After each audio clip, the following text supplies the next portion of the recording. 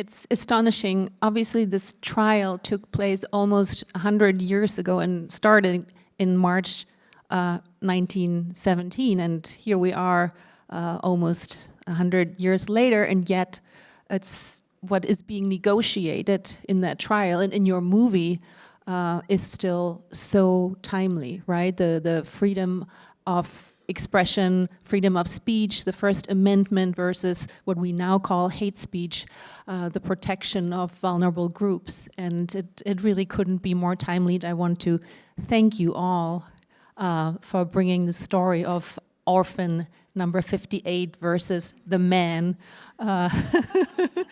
stick it to the man, to quote Jack Black, to the stage. And I'd like, I have questions for all of you, but I'm gonna start with Carol, because the project started with you and Michael, your late husband, right? And you both worked on it for, I think, over 10 years, did research. And I stopped counting. I counted like over 20 archives and 5 researchers and you and Michael. And I'd love to hear the beginning of this absolutely amazing project and movie from you. Well, my late husband, Michael Rose, found out about this story about 12, 14 years ago. I can't even remember. But he was an automotive journalist, and he was also a documentary filmmaker. And he was doing a show about the Model T, interviewing a scholar about the Model T.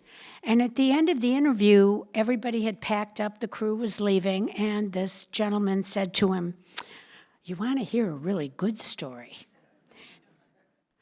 And he told Michael the story of Aaron Sapiro, not in depth, but how he sued Henry Ford.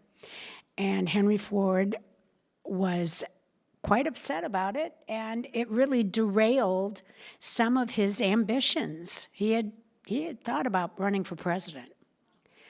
And after this trial, he was humiliated, basically.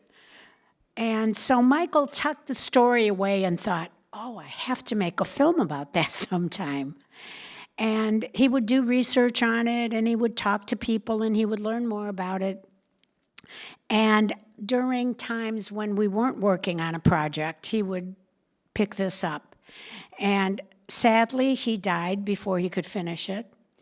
And Gaylen and Michael had met, and I'd met Gaylen as well. And when he died, Gaylen called me and said, "What happened with that film?" And I said, well, sadly, Michael didn't get an opportunity to finish it. And Gaylen said to me, "I love that story, Carol. And if you'd like to work on it, I would love to work on it with you." So I couldn't turn that down. And that brings me to my question to you, Gaylen. You've been, in previous work, been very interested in bringing characters from the periphery into the center, into bringing like justice to causes that have been hidden. I'm referencing blood money, the role of the Swiss banks in the Holocaust, and the killing Kastner, the story of the Hungarian Jew, Rejo Kastner. And so I can see what attracted you to Michael's and Carol's project, but I'd like to hear more what you thought when you joined Carol's journey, about the approach your own approach that you brought in to enrich this project. Well, it was Michael had shown me, he had a trailer that they created to raise money to make a film, and he showed me the trailer, and we talked about it a little bit, and then it stopped there because Michael became more ill and couldn't go further. So when I talked to Carol about working on it, you know, the thing that really interested me about the Sapiro Ford trial, or not even the trial, it's the engagement between the two of them. I started to think of it sort of in a bizarre kind of way, but not a boxing match, but they should not have ever have come together. I mean, there's no reason that this Jewish lawyer and Ford should have ever met, and they met in this situation of these anti-Semitic attacks.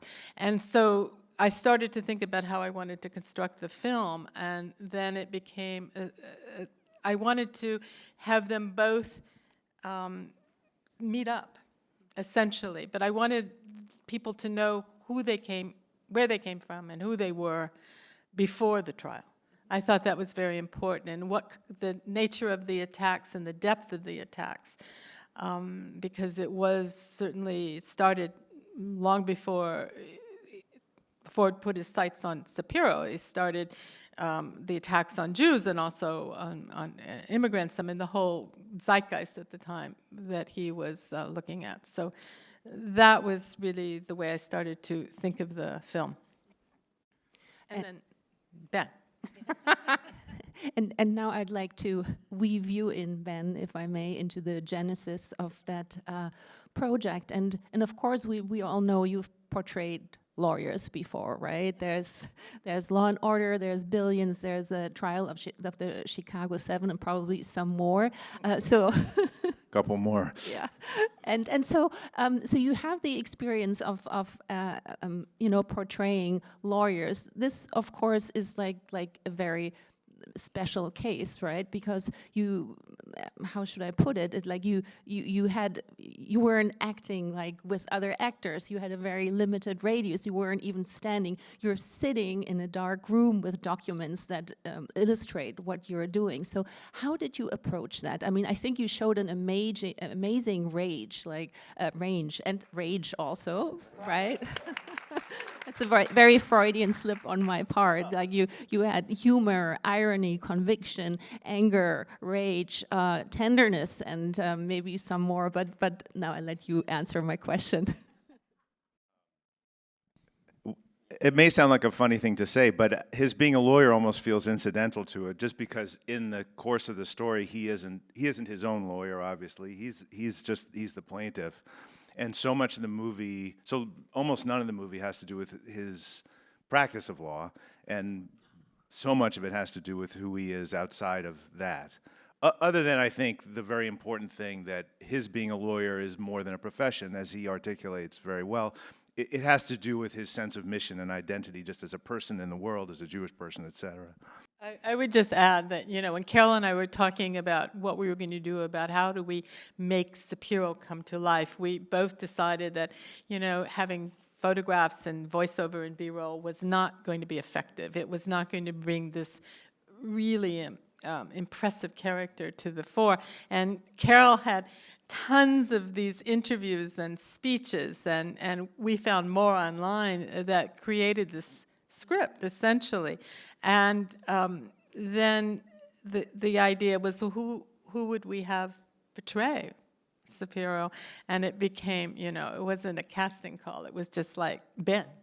It was an easy call. And it was a gift. Surprisingly, I was available. Yeah. Yeah, that too, that helped. But it was a gift. And when you have an actor like Ben, it was just a joy to direct, because you don't have to do very much. You just enjoy what they create. And I really love the sparseness of it, because it focuses so much on Sapiro, right? Because it's not a reenactment. And I mean, documentaries do all kinds of things. Personally, I'm not a big fan of reenactments. I think what you guys did is so much more strong, and really, because you address the audience, you talk to the audience, and so we get the feeling like you are directing your message of passion and vision and social justice at us, and like the belief in democracy, which I think we all can need a little booster for that these days. So, So thank you for doing that. And in terms of the general structure of the documentary, I'm wondering if you could talk a little bit more. How did you decide to, for example, like begin with the more contemporary footage to frame it that way, and then to add this epilogue with the Saskatchewan farmer, which is very, very sweet. But like, so how did you start? How did you think about the beginning, and how did you think of the end, and how did that develop? And were there other alternative choices? I think Gaylen should take that part of it. I'll talk about Saskatchewan. Yeah, that's pretty funny. I started with, it was strange, but I started with the waltz. I mean, I listened to this waltz, and I had these graphics about Jews everywhere, and Hollywood, and you know, all of those tropes that came out of 1920s that were really horrendous. But there's something about the waltz that I don't know why. I mean, somebody said it was my Stanley Kubrick moment. I don't know, but it would be flippant to say that this kind of anti-Semitism is a dance. It's not a dance. But there is something that people are entertained by these things, by these words. And so that when I started to move it into the Charlottesville trial and those, not the trial, but the demonstrations, and with Sapiro's words that were so prescient, you know, he was talking about things that were 100 years later, bigotry and racial intolerance and the dark ignorance of humankind, and that I mixed it up specifically because in the demonstrations they speak of "you will not replace us," and they also say Jews will not replace us. So this is a pretty broad strike against anybody who was different, anybody who was marginalized, and that very much comes out of Sapiro's words. And Harold, at the end, we didn't know where to put him. But we loved him, and we wanted him, and he you know, he's 105 years old. You have to put him in the film. So I just loved him, so we just put him there before the, you know, I always love things that are surprises, little amuse-bouche in the credits, you know. Thank you for sharing the backstage information, so to speak. And Well, Gaylen had the idea that we should really bring the story to life and explain. I mean, I'm a city kid. I grew up in Detroit. I know nothing about farming. I know that my food comes from there, but that's about the extent of it. And when we got to Saskatchewan and we found the Evelyn Cherry film, which was a silent film that Michael had uncovered at some point, and we thought it really explains what the cooperative marketing really achieved and how difficult it was and what a massive organizational feat it was for Sapiro to have taken that on across the United States and then to go into Canada. And we were delighted to be there. I learned a lot. And we enjoyed meeting people, and they still remember Aaron Sapiro. It's in their blood, and they appreciate what he did. And Nettie Webby, the woman who was the farmer, I just adored her. She was so charming. And she said, we have what Sapiro started continues today. There are cooperatives, not just in farming, but in their markets. You go into, there's a co-op on every corner. And she pointed out that was begun by Aaron Sapiro. And he's still seen as a hero in Canada. And the farmers that we talked to had no idea about the anti-Semitism. They didn't know what had been happening in America with Henry Ford. That was news to them, which I found fascinating.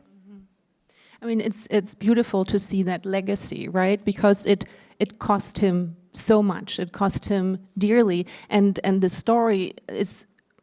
I've I've read a little bit about how it's been framed in the press response, and they always talk about David versus Goliath, and one of the expert, of course, starts speaking about David versus Goliath, and that makes a lot of sense. But I think another lens to look at this story that's interesting and fruitful is the idea of the Pyrrhic victory, right? And King Pyrrhus, as you all know, was this king who fought the Romans, and he won, but the victory was so dear that he was basically done, right? So, and I think this is in some ways what happens to Sapiro on a personal level. Like, he loses the clients, he's bankrupt, he gets ostracized on a certain level, but yes, there's this Pyrrhic victory, but in the end there is this amazing legacy, both in terms of what that did for the farmers and what it did for the belief in law, right? I would like to add, I think it's really important how Ben created the role, because we talked about it before we started working, but your thoughts about how you wanted to be present, how, I'd like to hear you talk about that. Well, the whole Canada-Saskatchewan part of the movie, I kind of honed in on when I was starting to think about it and work on it. To me, it seemed like an easy target to be considered sort of an arcane tangent that you don't need, because it's a little bit tangential to the simple, like, here's an anti-Semite, and then here's a Jewish victim, and that could have been a take on the story, because you have to explain it to the audience. You have to really get pretty granular. Sorry for the, no pun intended. But as we were working on it, I did start to feel like it was incredibly important. The heroism of that fight, the heroism of what he was trying to accomplish for the farmers, but then also the personal heroism of him being this guy from the city who had to go in and earn their trust. And the language that he uses, like, I think of it, having seen the movie twice now, that's the aria, like in the performer view of the role, of the writing. That's the aria, the thing where he says, here's what I said to the farmer, and then he tells you what he said to the farmer while doing it as he did to the farmer.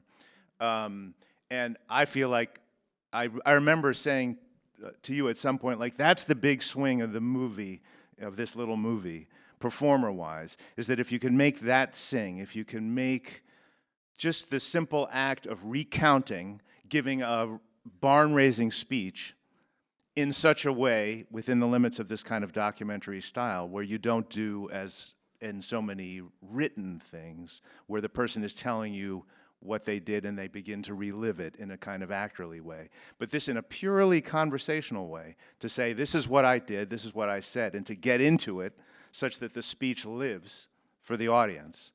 That if that can work, then the thing that Ford is coming after him for is precious. It has value to the audience. The thing that Ford attempts to ruin, to say that your act of heroism is actually an act of villainy, that if you can make that live in the story, that's, like, important. It's the opposite of something you can do without. And so it just, I just love that it does actually function that way, that you can actually, that the film gets you there, to, like, it gets you to the point of, like, if I had been there, I would have signed up. Did you know who Sapiro was before you started with the project? Not at all, just like everybody else, yeah. And just like everybody else, they said, hey, you're an actor, you interested in a documentary, you think it's going to be maybe a voiceover, fine, or a reenactment, like, oh, yeah, I'm imagining myself in a 1920s suit trying to, like, give a speech. Yeah, we didn't put you in costume. Yeah, no, but once this idea of, like, doing it like an interview came up, then apart from the subject of the movie, the behavior, the actual actor task of behaving, of the behavior of absolutely conversational, natural, interview-style speech, combined with just, it was great writing. What he said was incredibly compelling, and as soon as I started to read it, I started to want to speak it, or I wanted to kind of, what's the word, to reverse engineer this document of something that somebody actually said to the moment of him coming up with it and speaking with it. So just as a like acting task or exercise, it was very unique to get to do that and to shoot it the way that that Gaylen shot it, in this very dark, almost meditative thing with just the lights and the words in front of me. And it was really, really interesting and unlike anything I've done. I think that worked beautifully, and I want to compliment you all for coming up with that narrative structure and with filling it with life. And perhaps my last question is about the Sapiro family. Like, we have the photo of the 4 children, and you thank them in the credits, and I'm wondering what your conversation, your interaction with them was or is. Well, his granddaughter lives near me in Los Angeles, and we had a lot of conversations. She was very worried. She said he wasn't grandpa. He was not lovable. Not lovable, but he wasn't a warm guy. He was formal. And she said, we never saw him in anything other than his suit. But she knew the story. She had heard the family lore. Unfortunately, his children are all deceased, and his wife died, and so his granddaughter and was, I think, another grandson. I can't quite keep the family tree organized, but they saw the film in Miami, and they were just blown away. I mean, they were so moved by it and felt that finally his story was out. And they were grateful for it, and they were very supportive of the whole project all along the way. Well, we should say what his granddaughter said. She said first she thinks that Ben could be her grandson.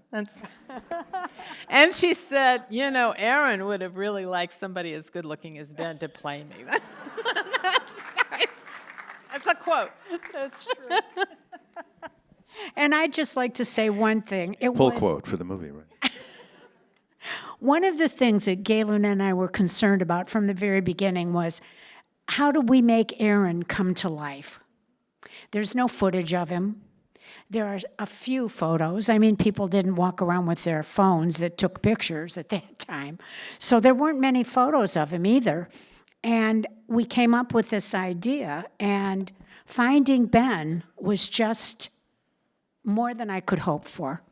And I'm sure that my late husband would be so thrilled and honored to have his vision manifested. And I want to thank both of you for helping. Thank you. Well, I want to thank all 3 of you for creating this wonderful memorial to a man who had drifted into oblivion and whom you've resurrected. And thank you for that. And don't forget to stick it to the men. Thank you for coming. Good night. Thank you.